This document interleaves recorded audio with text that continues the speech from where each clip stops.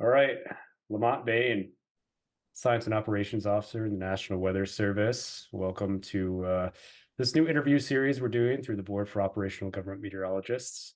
Don't have a real good name for it yet. I'm going to go in with Origins as the working title. That's Thought kind of about, cool. I like that. yeah, I thought about initiation in terms of like Oh my gosh. convection, but that sounds more like hazing, so I don't think I want to go I was that gonna route. say yes. That's the first thing that came to my mind was hazing. Yeah, Is so fraternity or sorority? so it's a bit of a work in progress here. Sure, But yeah, we're bringing folks on and kind of talking about their backgrounds, how they got to where they are in their careers. And sure. wanted to start with you. I know you're kind of going through a move at the moment. Do you want to talk about that a little bit? Yeah, sure. So, I've been here at the National Weather Service office in Flagstaff for a couple of years, and late last fall, I actually ended up interviewing for a position, also a science and operations officer in the Bay Area, the Monterey office, and I was fortunate enough to be selected. So, actually, in just under a month, I'll be heading out to the Bay Area to sort of help their staff, relatively young staff, kind of progress forward. One of the big things that was really attractive out there was, the MIC out there was really a big proponent of trying to be the weather service of the future today, and so that was something that was really attractive. In addition to some of the other perks that come with living out on the West Coast. So definitely a period of transition. Will certainly miss my weather service family here in Flagstaff, but looking forward to the opportunities that lie ahead. Yeah, to my knowledge, you're the second Black Sioux in the National Weather Service. Is that correct? Yes, to my knowledge, so it actually may be three. Okay. Hawaii or Pacific region rather. They kind of have a director of operations, and his name is escaping me. I actually met him on one of I think the sort of Ken and Michelle series. I think they're called Crucial Conversations, where they're Mhm. going through some of the various demographics in the Weather Service, and that was how I was kind of aware of an additional basically science operations officer. But in terms of sort of the mainland U.S., yes, just myself here at Flagstaff, soon to be Monterey, but also Ivory Small out at the office in San Diego. So, yeah, two African Americans, in the lower 48, and then in the entire Weather Service, to my knowledge, three. Uh, yeah, that's not a lot, when you think about the number of offices that we have, and I certainly want to do my part to see what we can do to, you know, empower people of color that hey, you can do this as well. So Right. Yeah, that was going to be my next question. What does that mean to you, kind of being one of just a few, and what kind of steps can we take to encourage a more diverse workforce in the future with their service? yeah, so it's been that's an interesting question because when I first got into the Weather Service, it wasn't something that really crossed my mind. When I first got into meteorology, I recognized that it wasn't in terms of people of color. We didn't have a lot of people in meteorology, and so it was one of those things that I sort of just said, "Oh, that's just the way it is." And it really wasn't until I got to this position that I realized, okay, no, it shouldn't just that shouldn't be the way it is. And I recognize, hey, I have a platform where I can advocate and hopefully encourage, not just African Americans, but people of all sort of nationalities that maybe think that they don't have the skills or the tools to be a manager or even a lead meteorologist, whatever it is. The opportunities are there. That's not to say that it's not going to require work or anything, but those opportunities are there, and yeah, you should take them. I feel fortunate enough that I'm a very self motivated individual, but I recognize that not everyone is quite like that, and having a mentor or someone that they can emulate to to be successful, I think is something that I realize. even though I don't need that, other people do need that, and I want to have the ability to be that mentor or that person that someone can go to and say, hey, I'm really thinking about being a SOO, but I don't know if I can do it. Can I talk to you about it? Mhm. I always want to be that sounding board for those people. So you say you didn't necessarily need a mentor to get to where you are. You have that self motivation, but was there anyone along the way that really helped you to get to where you are, kind of kept you motivated when you hit some rough patches? Oh yeah, absolutely. Not to sound cheesy, Keith, you've been instrumental in, periods where I've been like, man, I don't know if I want to do this anymore, or That, it's like, that's wow, I'm not really why kind of I, going. that's not why I brought you on No, no, here, no, by the I know, way. I know. No, no, I know.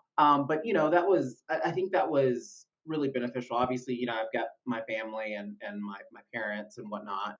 But in terms of someone, who kind of understands our agency and some of the challenges, you were really important.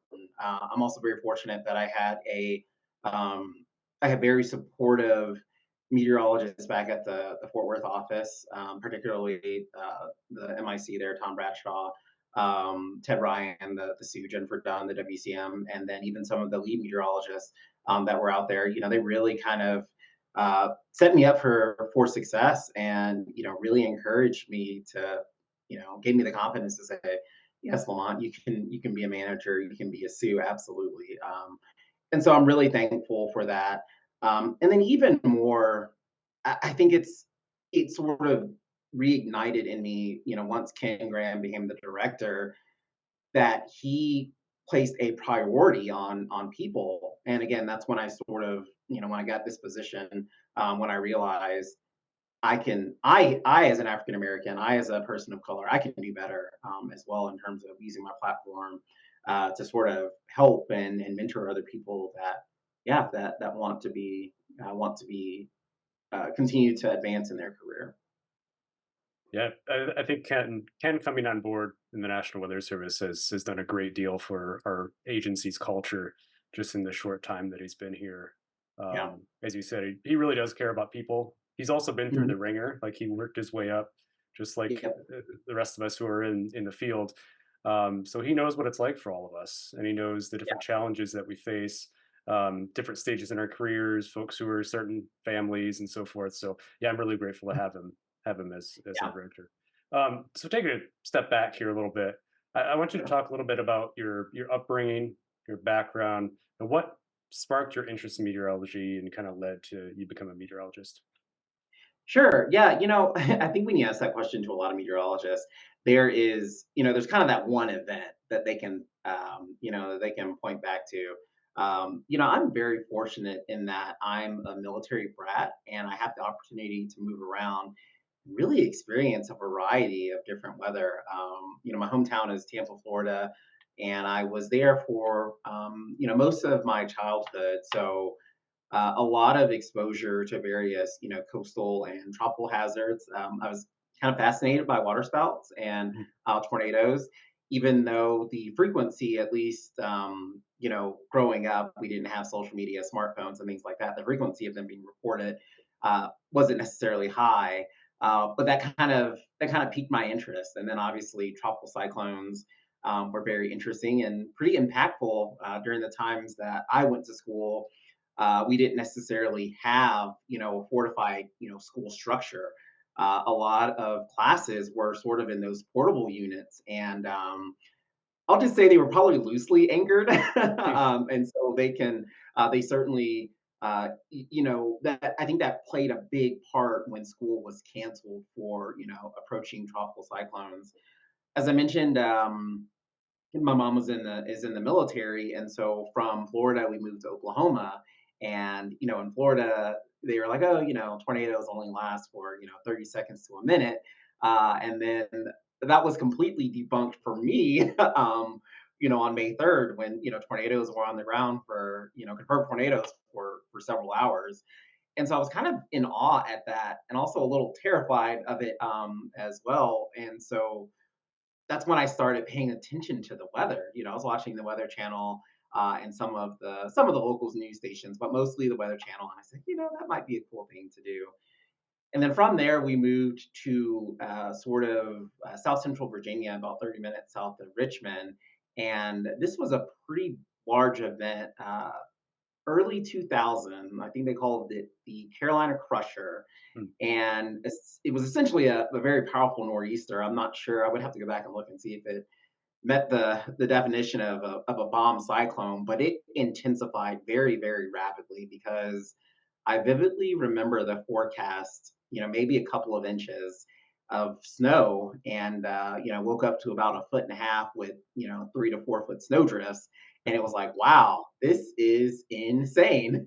And school was out for a week for the snow, and then we got another week off because of snowmelt flooding. I was at in Prince George County, Virginia. So pretty large county, and a lot of rural areas where people were being bused to Petersburg, and a lot of low lying areas, and so they experienced flooding. And then I experienced perhaps one of the more deadly aspects of well, they're all deadly, but maybe not as evident was with the sort of tropical cyclone flooding with Hurricane Floyd, where they had some very significant flooding, and I think this is before the times we did flash flood emergencies near Emporia, Virginia, down near the North Carolina Virginia border. And that was really fascinating and also very scary to see water up to the roofs of houses and people in boats being rescued. And so that was interesting. And we moved to northwest, well, I guess kind of western middle Tennessee. The We moved there the fall after the Nashville tornado, which I think you probably had a vested interest in, where there were obviously a significant tornado impacting Metro Nashville, but I think there were some other tornadoes that day. So that really kind of spurred my interest into meteorology, and it made me realize, hey, you can make a career out of this. Mhm. And it just so happened that my mom's next duty station after Fort Campbell, Kentucky, was the Oklahoma City area. So I went to high school in Oklahoma. And even though initially maybe Oklahoma wasn't my first choice, because um, I still love Oklahoma, but in terms of being there long term, it wasn't something that I kind of had on my radar. But there's something about in-state tuition that's a little bit better in That terms that of a that pocketbook. helps. Yeah. Yeah, but then also, kind of having that honest conversation, like, a degree from Oklahoma, I think really gave me a lot of exposure to, radar meteorology and, severe weather, mesoscale meteorology, even with a bulk of it focused on deep moist convection, just the idea of, mesoscale meteorology, I think was something that I never really thought about. You had your traditional numerical weather prediction, and then there's that 0 to 6 hour time period where it's like, all right, now maybe there's a little bit more of an art to forecasting and certainly messaging. And with several groups there, was able to get involved forecasting wise. That was really good, and then also had the opportunity to work with some of the essentially NSSL contractors, Cooperative Institute, or formerly Cooperative Institute for Mesoscale Meteorology, able to work with some of their scientists and seeing that, hey, you know what, operational forecasting isn't really the only thing in meteorology, broadcasting isn't the only thing in meteorology. Ultimately, I think my experience with the Norman Forecast Office as a volunteer, I think that really solidified my desire to not only go the operational route, but also go into the National Weather Service. When I graduated with my undergraduate degree in wow, 2011. That seems so long ago. When I Yeah, you're graduated with telling me. yeah, I know. Well, yeah, we both feel old now. But there was a hiring freeze, and um, with very limited hiring. And while I was competitive in the sense of being able to check some of the boxes that would score me a little higher to make the panel for entry level weather service jobs. I couldn't get over that hump that the experience that individuals with a master's or a even a PhD had. It was very hard for me to be competitive with those individuals, even with my volunteer experience. And so, that's when I really made the last. It was a split decision to go to grad school, and it was actually at an annual meeting, an AMS annual meeting, I think in Seattle, which I was fortunate enough to go on behalf of one of the organizations, the Oklahoma Weather Lab, the student-run, student-led forecasting group. I was fortunate enough to go to Seattle and talk with some of the grad students at the University of Alabama in Huntsville.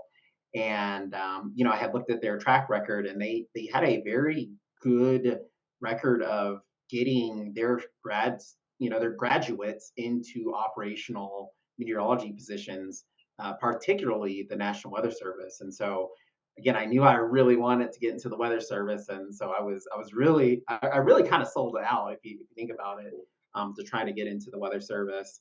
And I gained a lot of experience. I think moving to the southeast kind of gave me an appreciation for weather outside of the plains, because through most of my schooling it was very much plain centric, which is, there's no issue with that. But it sort of broadened my horizons in terms of non-classic severe weather episodes across the Central Plains. Mhm. It also kind of forced me to do a little bit more in the way of programming, something that I wasn't uh, not only comfortable with, or I didn't feel super proficient in.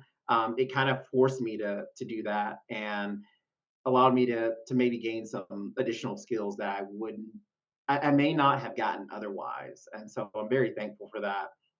I'm also thankful that I was able to continue to volunteer during my time there at the Huntsville office, and I gained some mentors there as well, in the SOO at the time, Brian Carcione, as well as the MIC, uh, Chris Darden, and then the WCM, David Nadler, who are all, kind of, I consider big wigs now, at Southern Region headquarters, and as well as at Birmingham and Atlanta. But even after that, Keith, believe it or not, the hiring freeze was still kind of in place. Yeah, And I I was remember. sort of faced with a couple of options. It's like, well, what do I do? Do I try to go back home and maybe pick up a part-time job and kind of wait this out, or do I go for my PhD? And it's like, ooh, I don't know. The PhD that's a lot of dedication, that's a lot of commitment. And I ultimately decided to go into the private sector, just to try to continue, to build that resume, gain additional operational experience, especially on the marine side of things. Even though being from Tampa, and sort of being on the public side of coastal hazards, I didn't really have a lot of experience, forecasting them outside of our forecasting for Key West, at the Oklahoma Weather Lab.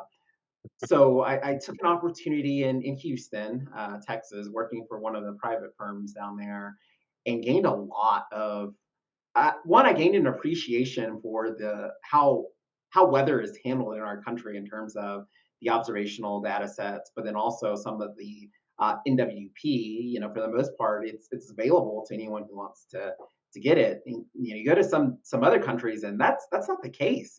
Weather information, at least at the time, was a little harder to come by, and it kind of forced you to be a little bit more creative, when you're doing a forecast for the South China Seas, or maybe you're helping, with voyage planning for a ship that's moving, in across the Southern Pacific, or one of the oil fields out in, coastal Malaysia. Those were all very different experiences that I don't know that I get, if I'm able to get into the weather service immediately. So, again, we're just very thankful for that experience, and Mhm. was fortunate that the combination of my schooling, my educational background, but also some of the skills that I had acquired, both in school, but then also on the job, made me very, very competitive when I finally was able to, once the hiring freeze was lifted and I kind of entered the, what we call the intern draft of, I guess that would have been 2013, 2014. And I applied for just about every position. I had to be a little bit more selective because PCS wasn't authorized for entry level positions. I think that's Right. when they started that, or they really cut back on what they were going to do in terms of PCS. So I was fortunate enough to have a couple of offices that were within 5 to 6 hour drive of Houston, and ended up at the Fort Worth office, where again just gained a lot more experience, not only from a forecasting standpoint but also communicating the forecast. The Metroplex, huge population, any bit of weather, even if it's kind of what we call marginally severe thunderstorms, has a huge impact on, thunderstorm itself has a huge impact on the airspace across North Texas. So it made me understand more like, okay, not only do we go to school for, understanding how the atmosphere works, but, when you're on the job, you kind of get that real experience on how to communicate those Hmm. impacts, and telling people, hey, this is what this might mean for you. So Right. quite the path. I know that was a little long winded, but just kind of gives you a sampling of kind of where I started and how I got to where I am. Yeah, So absolutely. No, that really painted a good picture for us. Um, you mentioned the lack of PCS for entry level folks. I think I mean, it's a big concern for it has been for a long time, but especially now, economy's starting to turn around. But folks that are just coming out of the undergrad or grad school who may not have that savings base in hand. I sure. mean, when I went through master's and PhD, and I was a pathway student in Raleigh. When I moved to Rapid City, where I am now, of course, there wasn't PCS. I had a few grand, right, in savings, but you spend all of that on just renting a U-Haul to go across the country. Yeah. So I mean, that's a serious consideration for folks who are at that entry level stage and just starting to think about what they want to do. So I just wanted to point that out for anyone who might be at that stage. Yeah, That's a serious consideration. it is. So reach out to folks who have gone through that within the last 5 to 10 years, and you might get a little bit of guidance that way. But so I want to take a step back to your time at Oklahoma.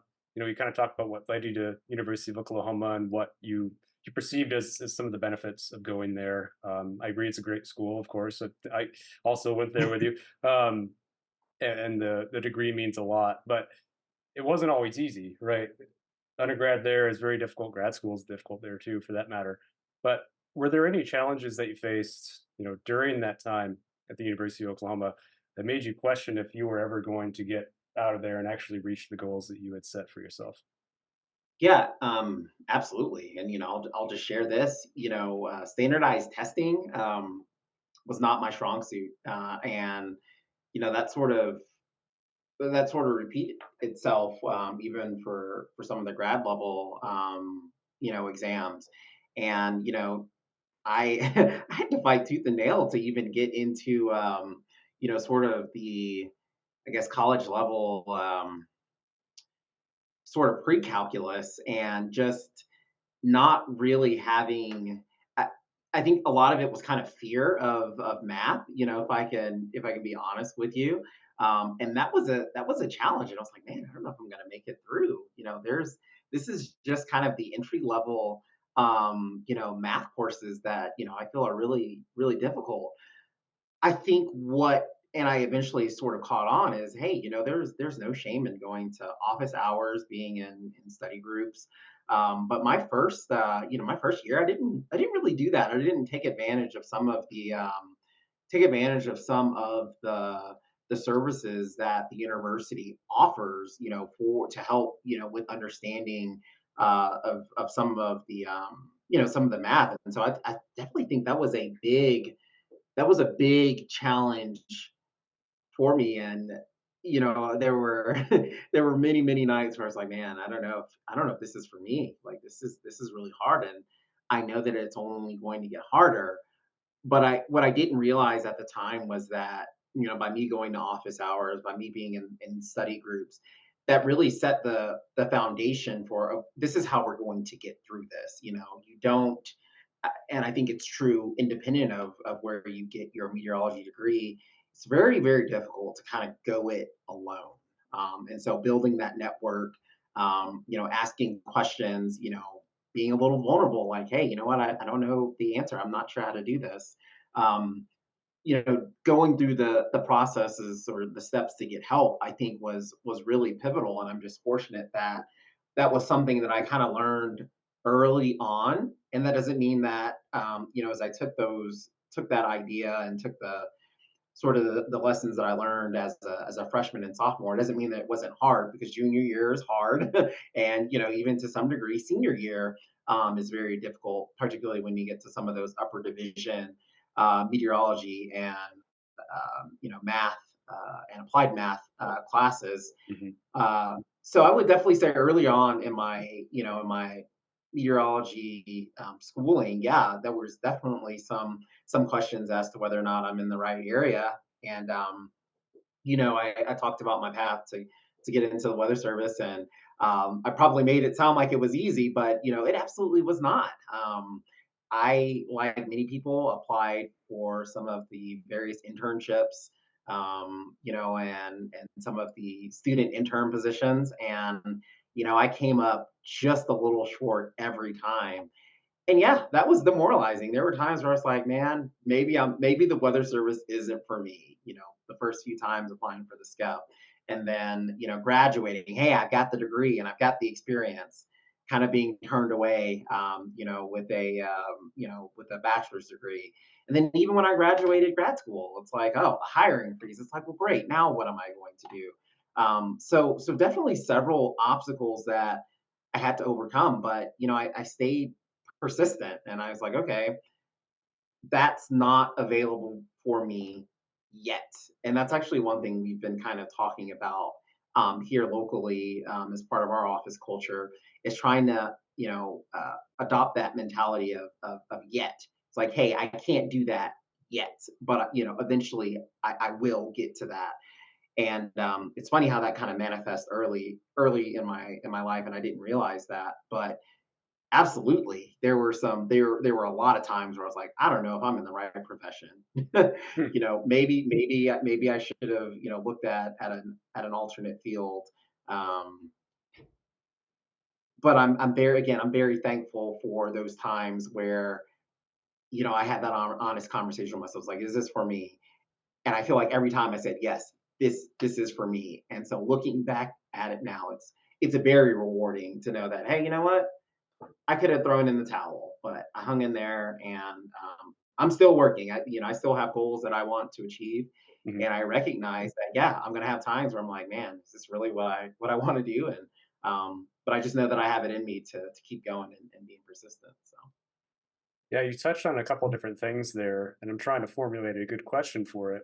But you talked about, that recognition that you don't know all of the answers. This was back in undergrad, right? Going to Mhm. office hours and getting assistance.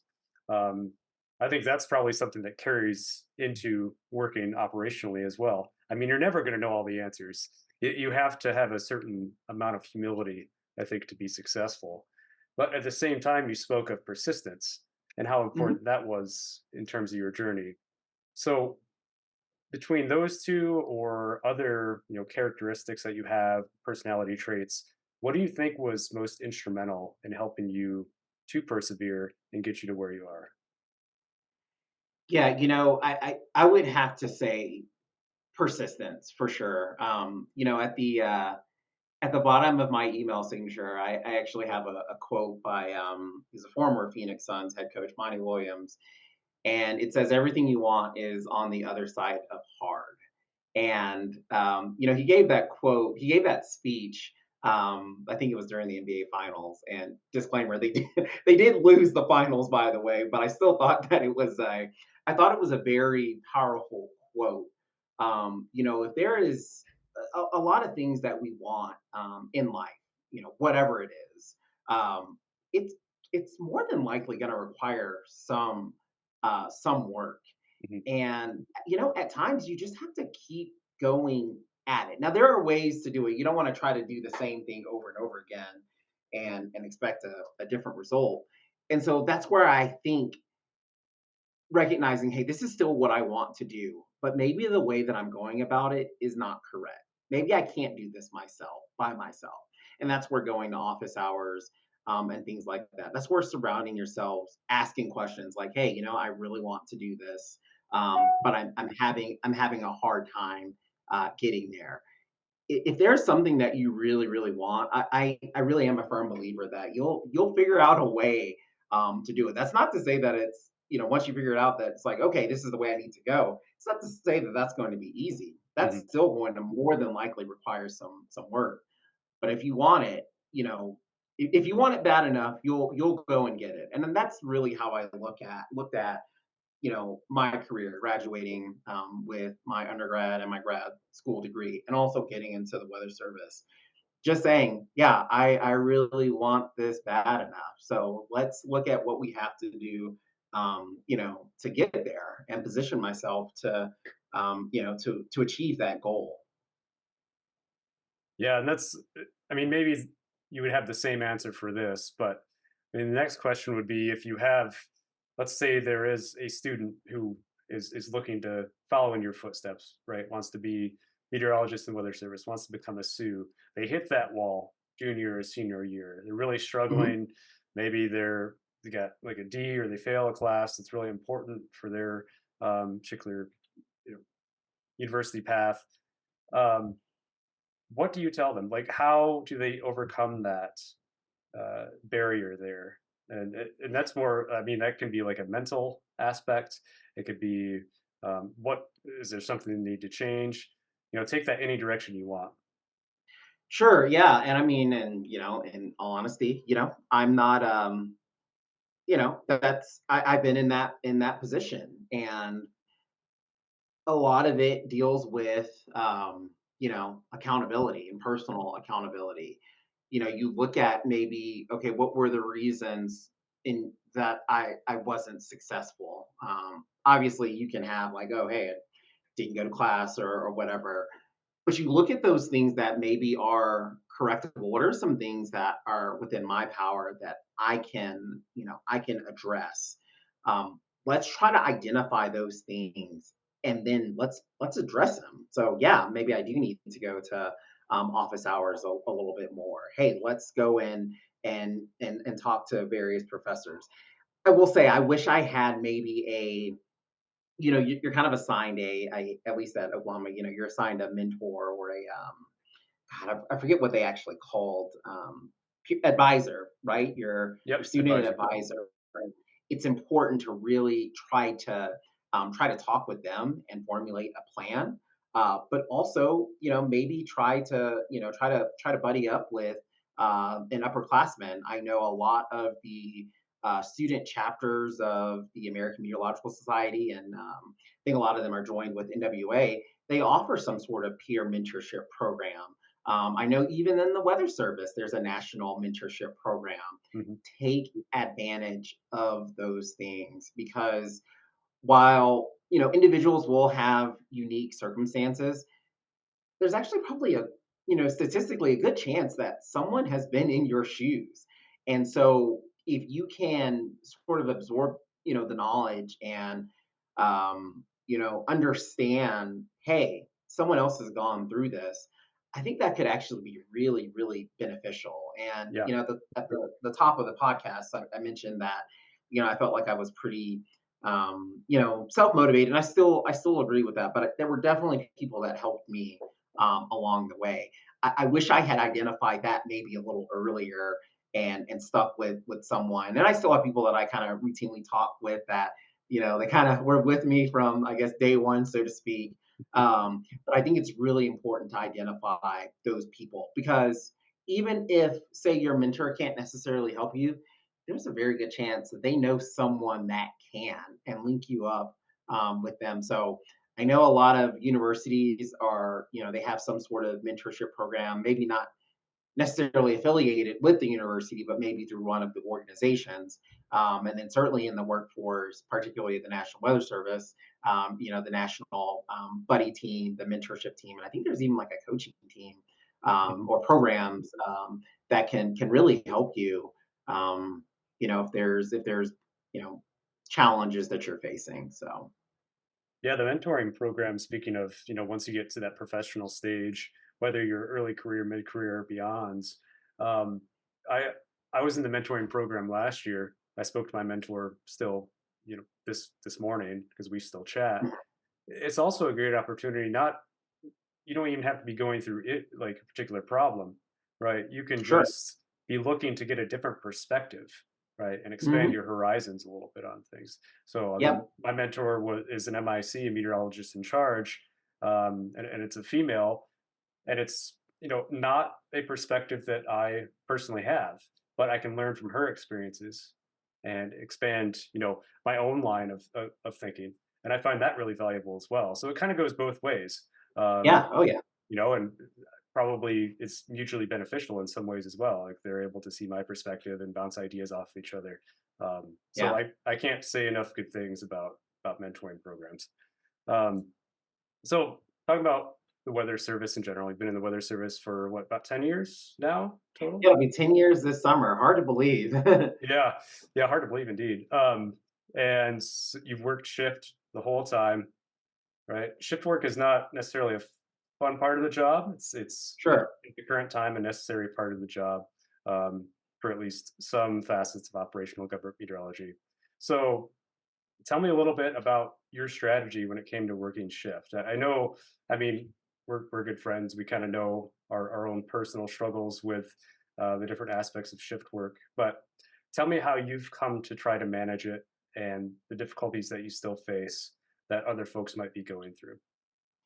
Sure. Yeah. And I think you kind of summed it up perfectly. It's a challenge. There are certainly some people that handle that challenge a little easier than others. But I think I think everyone agrees that it is it's a challenge. And we talk about that work life balance a lot, and I think that is so critical to managing anything, whether you're a shift worker or you have a routine 9 to 5.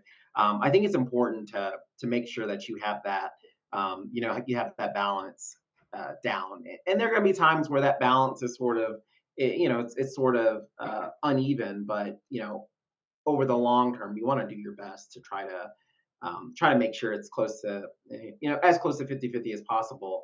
So for me, it's hobbies, and one of my big things is I love to be outside. Especially with my dog, I think it's just so refreshing when you can go out for a hike, and just completely detach Hmm.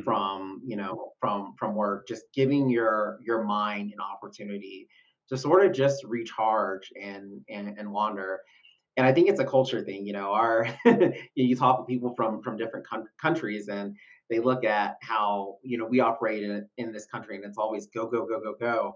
And it's like, man, you really do have to take time to sort of just relax. I think it's also very important to check in with your mental health. Um, I think we're seeing more and more. The terms like therapy and counseling that's starting to become a little bit more commonplace. And I know for some individuals they're not super comfortable with sharing that, but man, I think that is so I think it's so important to take care of your mental health, whether it's through counseling, therapy, meditation, yoga. There are so many different resources that we have, and I think that was one benefit of the pandemic. A lot of that stuff now can be virtual. Hmm. You and I have talked about yoga sessions, just looking stuff up on YouTube. And maybe it's not an hour long yoga session. Maybe it's 5 minutes of breath work. Those types of things and building those types of habits, I think, really can help you offset some of the negatives that come with shift work.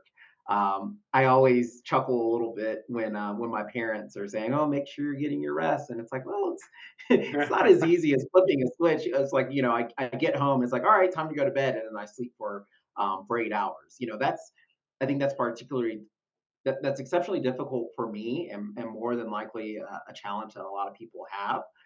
But one of the things that I have tried to do is like, okay, how do I set myself up for success when it comes to sleep? So, hey, making sure that it's a nice quiet room, not looking at screens right before bed, just kind of being more aware of some of the sleep hygiene, Mhm. and then also trying to stay, physically active. It's really refreshing to see that more and more places are getting things like stand-up workstations. If you've ever been on a meeting with Laura Pagano, she actually has a treadmill, and sometimes you can see that she's actually walking, during meetings and whatnot. And so, I just things like that I think are also important. So I've said a lot, and I'll try to summarize it. Work-life balance, trying to make sure that hey, when you're off, try to be off. Yep. um, you know, Getting outdoors is something that I do, but that mental health aspect is also really, really important. Whether it's counseling, therapy, talking with your mentor, your mentee, yoga, meditation, something to address your mental health, and then sleep and physical well-being. I think those are all things that you can do, to kind of offset some of the burdens of shift work. Yeah, absolutely. And we've talked to an extent about um, just completely disconnecting and how difficult that can really be. I mean, Mhm. especially if you're driven, especially if you have a lot of things Sure. on your plate, you have all of these commitments, you feel obligated to go check your email when you're, getting ready for bed or whatever. But yeah, I can't stress how important that is, right? Completely detaching sometimes. Whether it's getting out and camping, like we do from time to Yeah. time, just having a week away every once in a while, like once a year, even if that's all you have, that Yeah. does wonders for your mood and your well-being. Absolutely. And I think, as we kind of talked earlier, this was also something that, I think the last administration, the last NOAA administration, but even, the current one, Weather Service Administration, I apologize, particularly with, restorative breaks, the wellness leave that we all get, hey, partition that out, plan that out. Hmm. And say, you know what, if the weather's quiet, if I can, tip out of operations a little earlier or, tip out a little earlier, yeah, use that time to go on a walk. If the weather's nice this time across northern Arizona, it can be a little precarious to go outside. I'm sure the same there in South Dakota. What was it? Minus 30, It, 40 below wind chills. yeah, we had like 45, 50 below wind chills when I was on my last stretch of midnight shifts when I was out launching the balloon. So yeah, I looked like a marshmallow when I was all Yeah. wrapped up Yeah. going out there. Um, but yeah, going back to it, it's the pillars of health. There's the four different pillars. There's the mental, emotional, physical, and also spiritual health, which comes in Mm. different forms for different people. But yeah, you got to take care of all those because once you start to get off balance, it's hard to recover. So in closing here, Lamont, I got one more question for you. We have a lot of students probably watching these interviews who are interested in BOGM stuff. Do you have any advice for those students who are interested in a career in operational government meteorology? Any specific skills they should be honing, or anything else from your experience in the Weather Service? Yeah. So, I mean, in terms of specific skills, obviously, meteorology is we're focused our focus is on operational meteorology, so the meteorology degree is certainly important. But skills in things like GIS, emergency management, maybe aviation focus, hydrology, some of those interdisciplinary type studies, communications, even business. Our WCM here has he has his MBA, and so honing those additional skills, I think, certainly gives you the opportunity to be a little bit more marketable in terms of the workforce. But it gives you different skill sets that maybe someone with just the meteorology skill doesn't have. Look for those internship opportunities, paid and unpaid. I was fortunate enough to have an undergraduate research assistantship, and I'm very thankful for my time at as a Sims employee. But I think that volunteer experience at the Weather Service really, really was beneficial because I was able to come in even as an entry level meteorologist with a lot of skills that you probably learn within the first year. And yes, that took some time. As a volunteer, I'm dedicating time, and I'm not being paid monetarily, but from an experience standpoint. now I can check off some of those, some of those boxes that, like, have you ever done this? It's like, yes, actually, I've done this, and I'm very skilled at it. And you can, provide those specific examples on your resume. So, don't don't sleep on being a volunteer, because I think that really pays a lot of dividends. And then, kind of one of the themes, reach out to people. I'm available, and I'm not sure how my contact information will get out to you all, but look for a mentor, or look for some sort of mentor coaching or buddy, team type opportunity, because those exist, and I'm sure AMS has plenty of those. Make sure you leverage those things to get in contact with someone for when you do have questions, or as you mentioned, even to just chat to provide some different perspective. I think those are all things that are going to help you be successful in whatever you want to do going forward. Very good. Yeah, thank you, Lamont. And I'll put your email Mhm. address in the, we'll put this up on YouTube, have your email address in the little description. Might also put it on the screen if I can figure out how to do that kind of stuff. So Sure. it'll be an exploration for me. But it's certainly been a pleasure. Thank you for joining. Lamont Yeah, Bain, thanks, Keith. again, Science and Operations Officer at the Flagstaff office right now, but moving on to Monterey, California here in the near term. So always great chatting with you. And just as a note, my name is Keith Sherburn. I'm the current chair of the board for operational government meteorologists, and we'll be providing a few more of these as we go through the year. So thanks again, Lamont. Enjoy the rest of your afternoon.